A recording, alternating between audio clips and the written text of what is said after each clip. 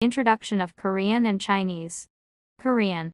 Nowadays, according to the popularity of K-pop and Korean culture has increased, more and more people are interested in learning Korean. The character of Korean is called Hangul and it is created by King Sejong in the year 1443. The reason why King Sejong created Hangul is to let all people read and write. So no matter their social status, all people in Korea could learn how to read and write. This shows that Hangul was easy to learn for everyone. Korean is now used in both South Korea and North Korea. There are vocabulary differences between South and North Korean, but they share the same language. However, in this article, Korean refers to Korean used in South Korea. Chinese. The Chinese characters are called Hanzi, one of the earliest written languages. There are approximately 47,000 characters in the Standard National Dictionary. However, only 3,500 basic characters are enough for 90% of the communication. In Chinese, there are lots of ways to speak and write the language. Taiwan and Hong Kong all use language based on Hanzi, but pronounced and written differently from Mandarin Chinese. In Taiwan, they pronounce the same as Mandarin Chinese, but they write in the traditional way. In Hong Kong, people also write in the traditional way and pronounce it in Cantonese, which sounds quite different from Mandarin. They all are Chinese, but differ from the region. Full of learning difficulty. Korean. The Korean letter Hangul is a phonogram just like the English alphabet. Phonogram is a group of letters that share the same letter combination associated with a sound. So, just by learning Hangul, you can read and write. However, it is a whole different story when it comes to grammar rules. The grammar rule of Korean is relatively complex, especially for English speakers.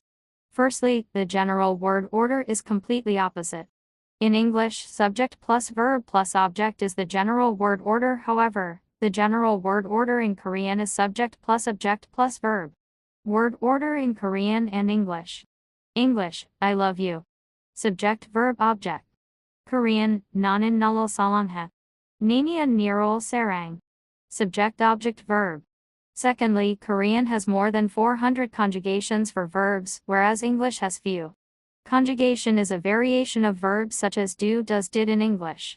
Conjugation in Korean could present not only tenses but also nuance, politeness, indicating conjunction, etc.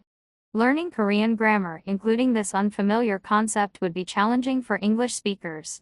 Conjugation in Korean and English. English. Eat, eats, ate, eaten. Korean. Mugda, to eat. Mugo, I eat. Mugolgoyo, I will eat. Mugasa, because I eat. Mugamyun, if I eat. Mugnan, death, I am eating but. Chinese. Learning the Chinese character Hanzi itself is way more difficult than learning Hangul. It is because when you are trying to memorize vocabulary, you have to memorize 4 things: Chinese characters, pinyin, the romanization system for Chinese intonation and meaning. Moreover, Chinese characters are tabular characters, so it is not easy to read and write, unlike Korean or English.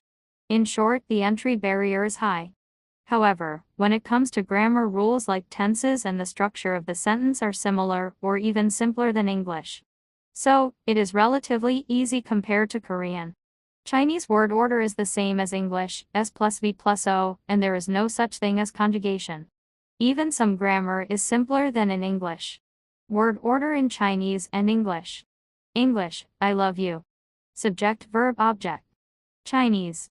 Wo ai ni. Subject verb object. Tenses in Chinese and English. I will use a future tense sentence to explain how simple Chinese grammar is. English future tense. I will go to school tomorrow. I am going to go. I will be going to. Chinese future tense, I tomorrow go school. Wo míngtiān xuéxiào. Unlike English, Chinese have no future tense variation for verbs. Instead, you just add a future time word such as tomorrow, next week, or next year, etc. Overall opinion. Korean is relatively easy to read and speak in a short period from the moment you started, and you won't forget how to read and write Korean, as Hangul is very simple. However, it takes time to use various grammar rules perfectly. On the other hand, the Chinese language has relatively simple grammar for beginners. However, memorizing the characters and tones is very challenging, and you must keep on memorizing them. Hope this video will helpful for you. Thanks for watching. Subscribe for more. And do not forget to hit the bell icon to get the new video update. Gives a thumbs up.